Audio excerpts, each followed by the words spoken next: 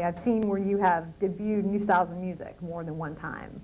And I wondered, when you make a sort of, when you segue into a change-up, do you just go, I think, like you went from punk rock and you started rapping. I'm going to rap. Here I go. I can rap. Look, I have the ability to write rhymes. I can flow. Look at me doing it. If it was me, it would take me years to try to figure out a flow, see if I could write anything. And then you guys got back into instrumental later on. Right. And you just said one day, let's do this, and just picked up and started playing great, or did you have to practice and set it up? How do you account for your ability to just go to these new styles? Well, that's part of, you know, like city ads, and part of Manhattan and New York City is that, like, things are out there for you. And I guess early on we were like, well, why should we have to do this one thing? Because we're interested in all these different things. Mm-hmm. So why not, you know, why not create what you're into, if that makes sense? Yeah. Makes a lot of sense. You know what, one thing that's fascinating about you guys, the Beastie Boys, is that you guys never had the Vanilla Ice syndrome. Never. You guys, like, you hit, no, for real. You know, when Vanilla Ice came out, they was like, oh, he's corny, he's fake. But you guys came out hitting hard from day one and got the respect of most of the rap industry, like, right away. You don't like Vanilla Ice? I like him. Man, I was trying to make the comparison between didn't like his movie? No, I didn't really see the movie. Okay.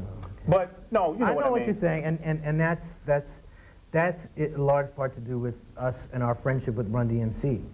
And I guess it's like their creativity, you know, they just inspired us to just be like that. Are you still friends with them? Definitely don't see them as much as, you know, haven't seen them in a while.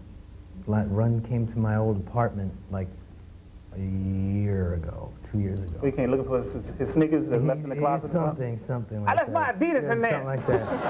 Yeah. The band has been massively successful, and I don't feel like you ever really intended to make mainstream pop records, though, and yet you blew up really big. Did you ever get surprised at how huge you got? Did you ever feel that way? It was crazy. It was like I was saying. It was just us and just our friends, and then all of a sudden it became this thing, and we were on TV, and it was crazy. Playing shows, we played at Madison Square Garden. Like, that was insane. That was crazy to think of ever happening, and it happened. Was it ever more than you wanted? No. So as big as it got, you were happy with that? What's that?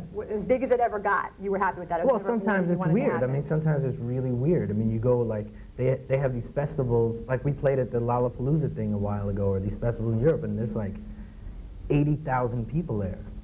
And I'm on stage with my two best friends, and we're looking at each other like, there's 80,000 people here. It's weird, just standing on stage at Madison Square Garden and just being like, wow.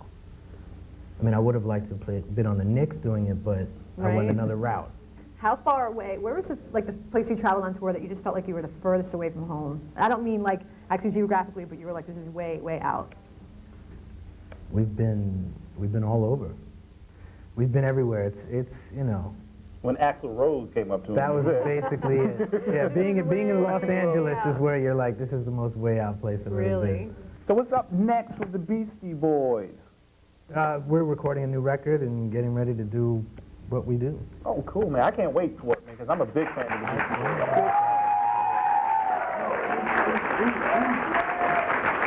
That's right. Go out and get the first album and the second album and catch up. Do you think that you might ever reproduce yourself and add a little Beastie Boy into the mix? What does that mean? A little Beastie Boy. Think you might ever have any kids? Oh, yeah, definitely. Yeah? The two other guys have a kid. Mike just had a kid last week. All right. What's his name? Little D. Little D. There you go. All right. So, now, Andrew, does the audience have any questions? Speak into the mic, darling.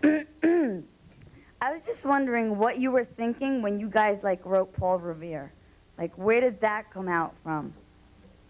That song, I wrote that sitting on the steps of St. Mark Sound's record store on 8th Street. We actually went to the recording studio, and we were actually going to record with Run DMC one night.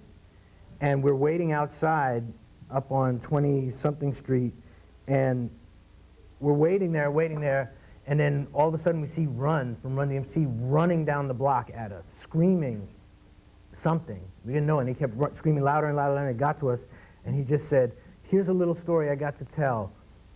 And that was it. And we were like, "What are you talking about?" He's like, "That's the song." And that was it. That was the whole song. So we just and then we, That's great. anyway.